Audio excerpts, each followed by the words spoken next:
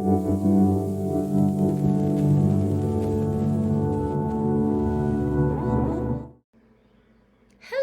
everyone, and welcome back to our classes. I am so excited.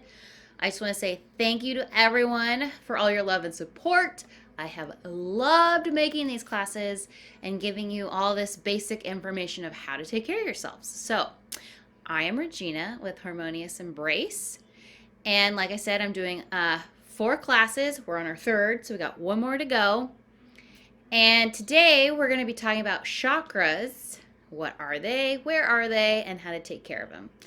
Here's a little poster of the chakras, if you would like to look.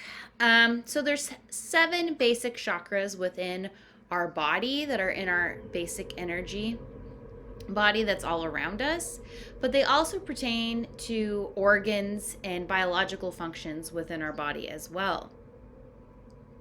Chakras are depicted as wheels that are spinning or discs.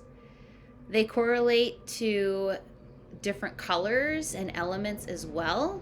So the first chakra, which is at the base of your spine, right here, is red, and it has to do with survival, like food, housing, and safety. Your second chakra is orange, and it has to do with sexuality, emotions, and it also relates to your sexual organs. The third chakra is yellow and affects digestion. It also deals with personal power, will, self-esteem, and creativity. The fourth chakra is our heart chakra, and this has to deal with love and compassion. And in some books and theories, there's what they call the high heart, which is behind this green heart chakra, and that one is pink. So our fifth chakra, which I'm using a lot right now, which is our communication chakra, it's blue. It's related to your thyroid. And then there's our sixth chakra, which you might have heard called the third eye before.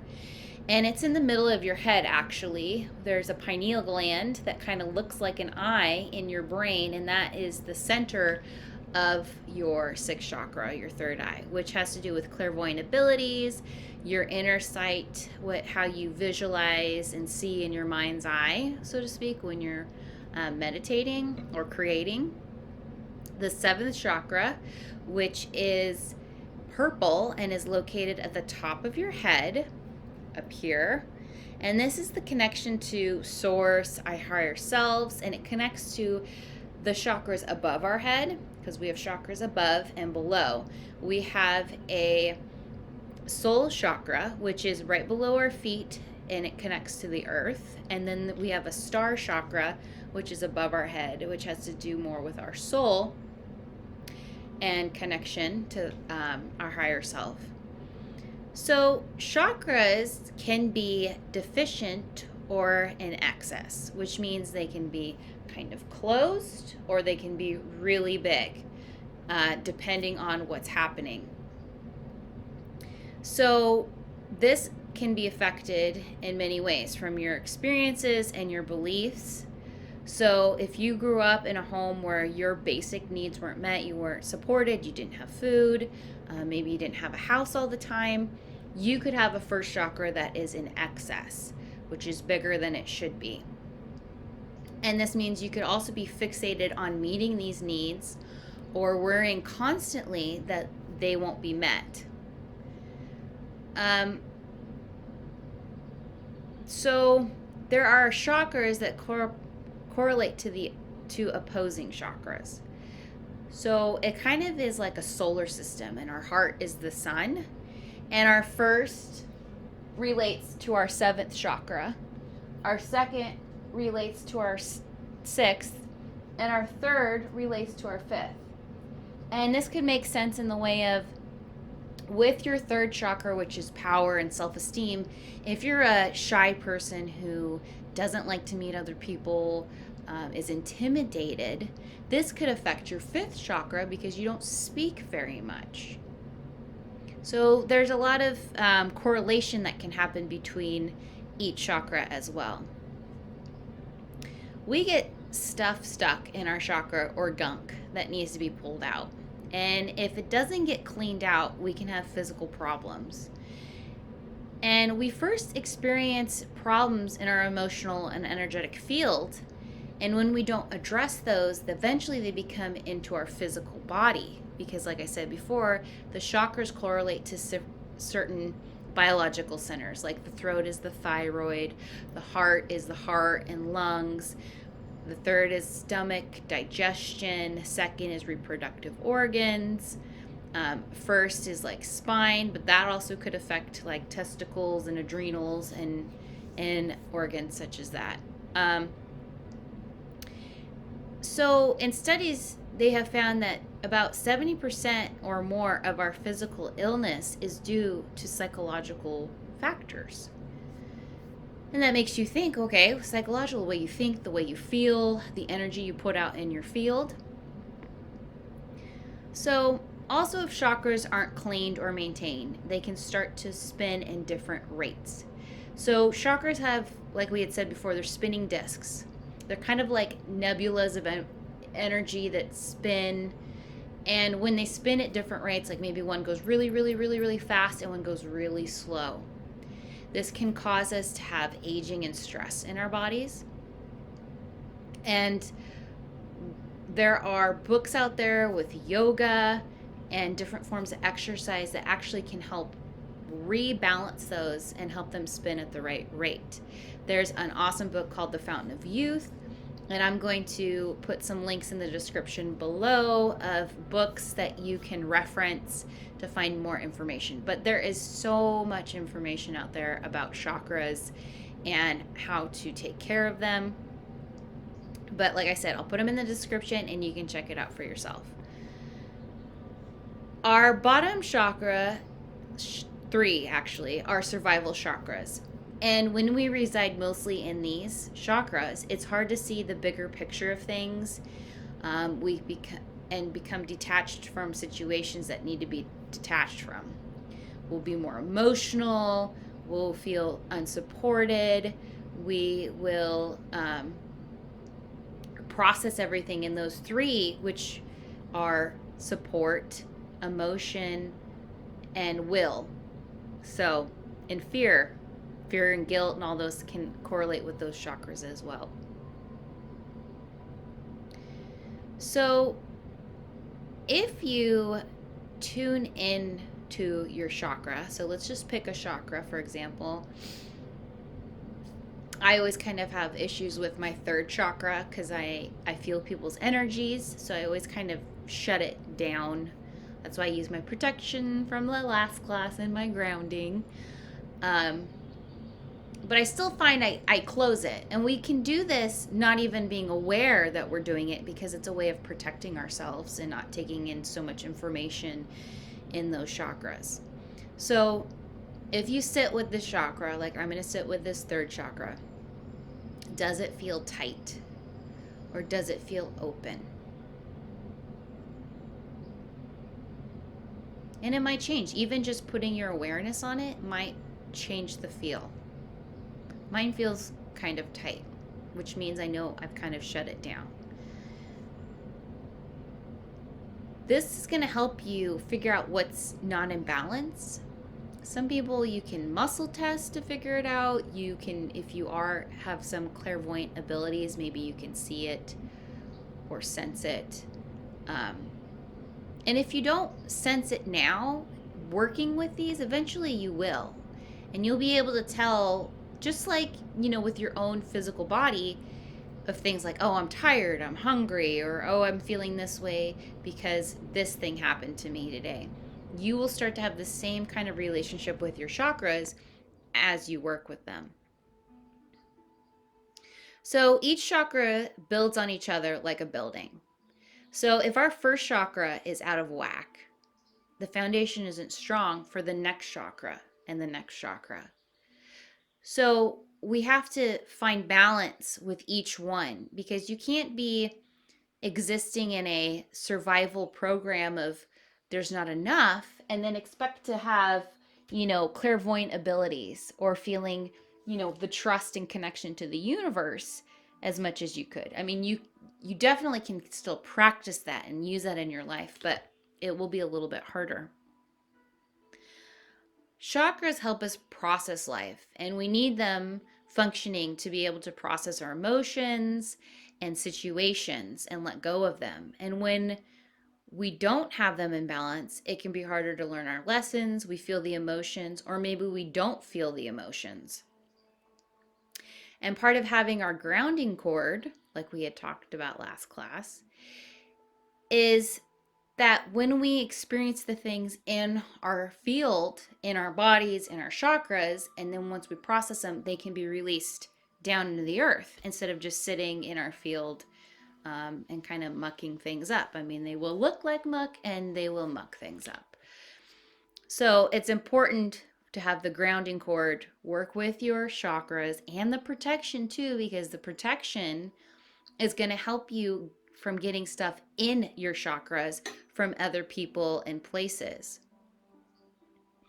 So our belief systems also can reside in different chakras, like the belief there is never enough or I'm not supported could be in your first chakra. The belief I'm not lovable, I'm not enough could be, or deserving can be in your heart chakra. So I'm going to touch a little bit on some belief system work. So if you are finding that there's different beliefs coming up within your chakras and you want to change them, I have 3 different ways in which you can start to clear these out. So a question to ask yourself is, when I have what I want, or when I am who I really want to be, what am I afraid of? So that might be like, when I'm really successful and I have the clients and the money that I want, what am I afraid of? Well, some people have beliefs about success or money's bad. So it'd be like, oh, nobody's going to like me because I'm a bad person. Well, is that true? So a way to kind of disprove this would be like, look at other people in your life that have money or success, that still have great relationships, that still live successful, loving lives.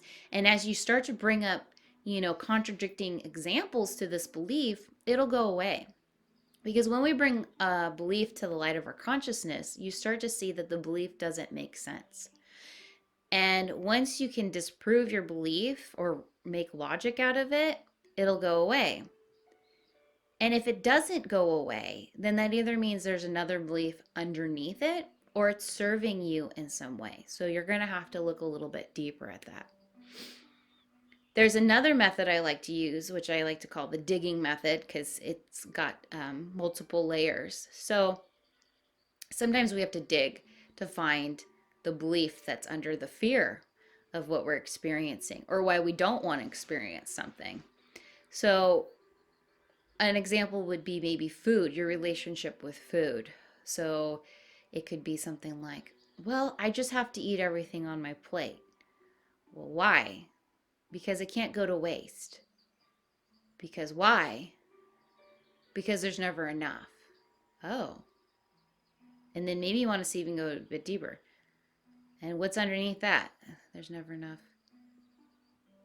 Maybe it's I'm not loved and supported, or my needs aren't met, or maybe it's just there at that,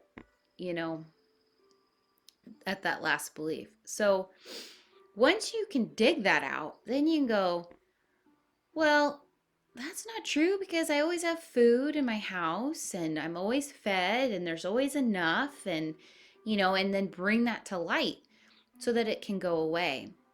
The third one I like to use is a wheel of opposing positive beliefs. And it's kind of something similar to Abraham Hicks does, where it's like a wheel of momentum of gratitude. But in this one, we're making a list or a wheel of disproving beliefs to the negative one you have, or the one you want to get rid of.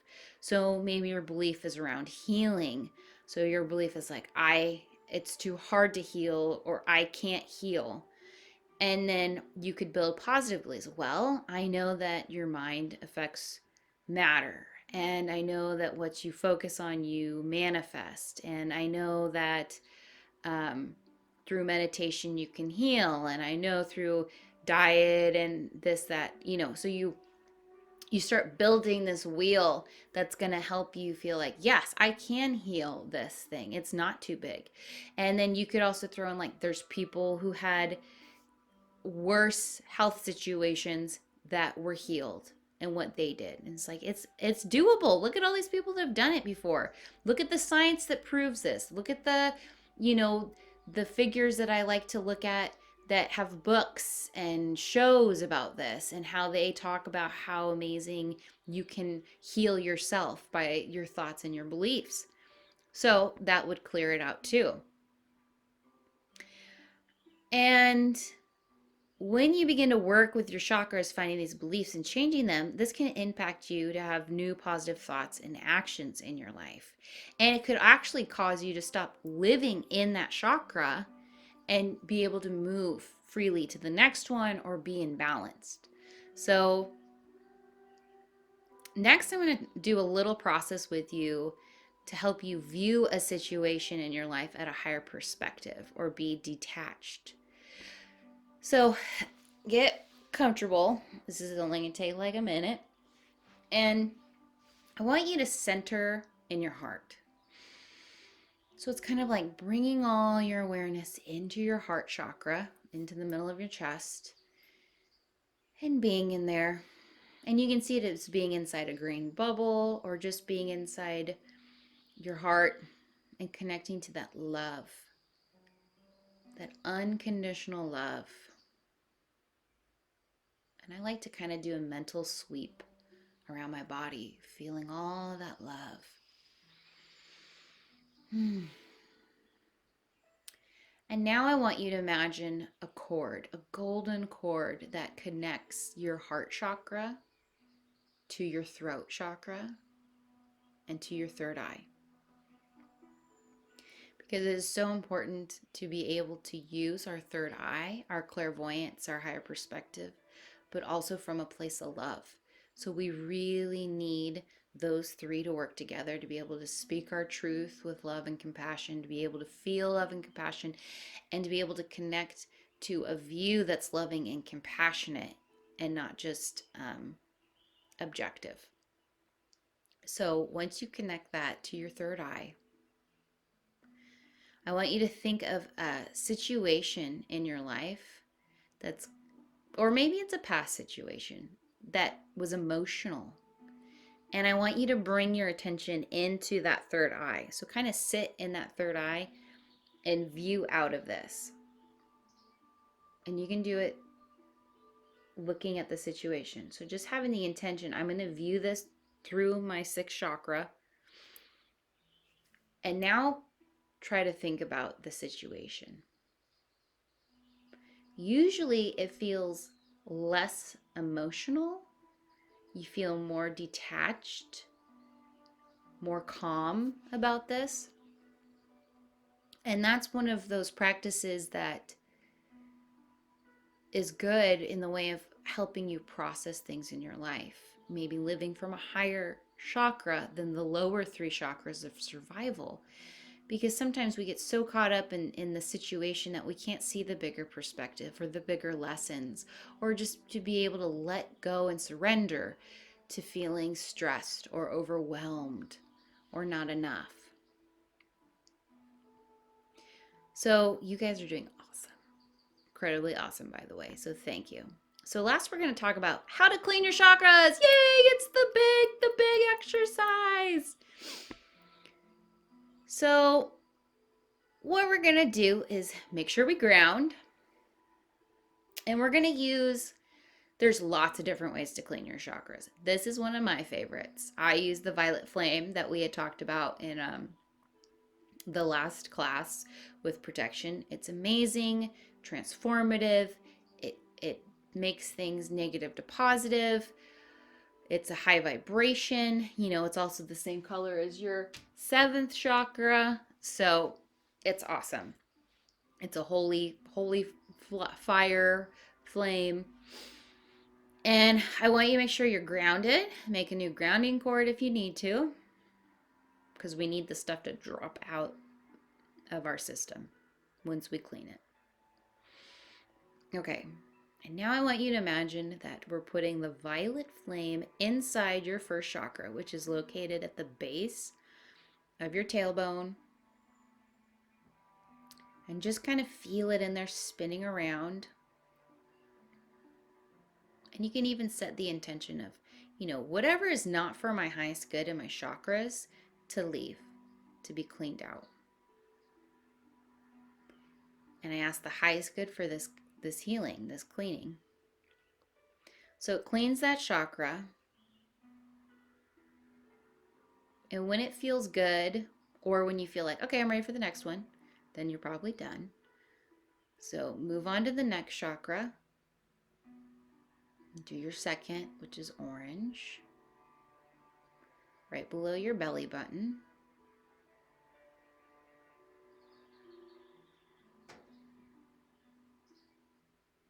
And some of you might actually feel things coming out of it, or you might feel them kind of things rushing down your legs as they get released. All right, and then we're going to go to your third chakra, which is kind of right below your rib cage, your solar plexus. And clean that out with the violet flame.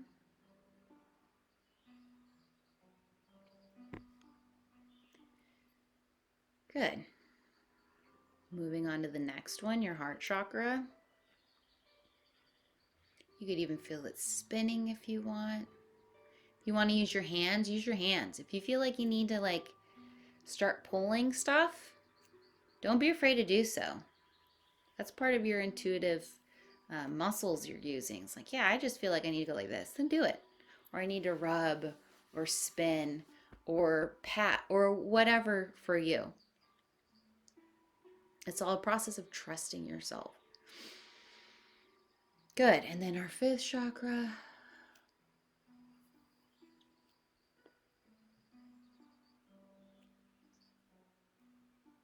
And using your hands too, that could be another tool of feeling the energy, learning how to feel energy. Does it feel thick, stringy, like spaghetti?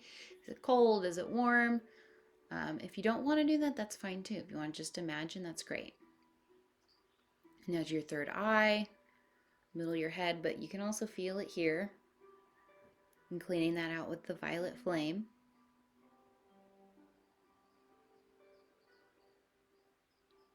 Good. And then to the top of our head.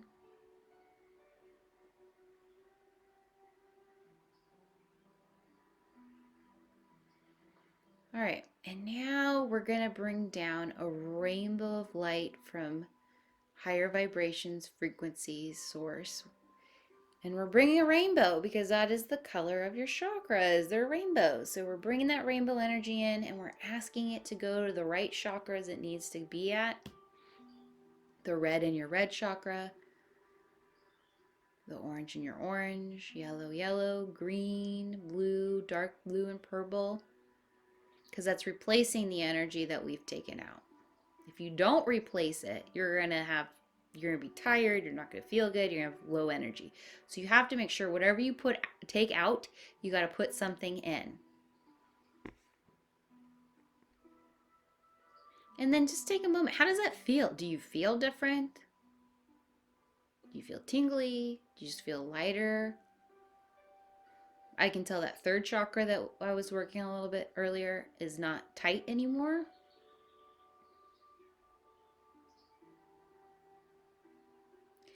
And writing down your experiences or kind of keeping track, little notes of, yeah, when I did this, I felt this, and your wins, it's going to reinforce these behaviors. Because if you know they're feeling really good to you and you want to keep them, happening in your daily life, then writing them down will help, because that's just reinforcing like, yes, this works. Yes, I get a lot out of this. I want to keep doing it. And if you during the day feel like one of your chakras is tense again, you can always just work on one chakra. You can always be like, oh, my heart, feels a little closed, maybe because somebody I was around wasn't compassionate, or I had to deal with this situation that it was heartbreaking or was hurtful, and just giving yourself extra love. And then after cleaning it, if you feel like it needs more, you can ask for more green, more love in this, and opening it up and feeling it move. And I want you to be able to do these exercises, not just in this class, in the other class, and be curious about these. Don't judge yourself if you're making up things or you feel like you're waving at something that's not there. Just, it's all kind of steps of faith and trust, right? And it's harder because we didn't learn these things as little kids. So we're learning them as adults where we're already kind of in our analytical mind, and it's even harder for us to kind of accept and understand how this is going on, and building up new muscles and relations to these parts of ourselves that we haven't really used. So it's going to take a little bit. And I'm going to talk about this more in the next class, but you can ask your ego to step aside. You feel like your brain is starting to do this. This is crazy. Why are you doing this? You know, the ego part. Just say, step aside. I ask you to be out of this. I am connecting to my higher self, to a higher consciousness, and I'm allowing that in right now. The ego's great for motivation, for meeting our needs, but it's also great to have that love and support connection to something greater, whatever that is to you. Maybe it's nature. Maybe it's emotions, a family, feeling good. Maybe it is more in a spiritual aspect of a divine mother, divine father. So just work on all this. Have fun with it. You're your greatest experiment. You're your own lab, and you can do these things and be like, I tried it on this instead. I tried it on my kids. I did my animal chakras. I didn't know where they were exactly, but I had the intention and did it. So be curious, play with it. You're not wrong. Only when you start to judge yourself do you shut your abilities off and you become wrong. So be curious. And thank you so much for watching. I'm going to put in the description below more information and books and resources for chakras and chakra exercises. And if you want to see more things that I do, you can follow me on my Instagram page, which that'll be in the description below as well. So keep shining, my friends. You are doing awesome. I'm so happy to share all of this with you, and have a blessed day.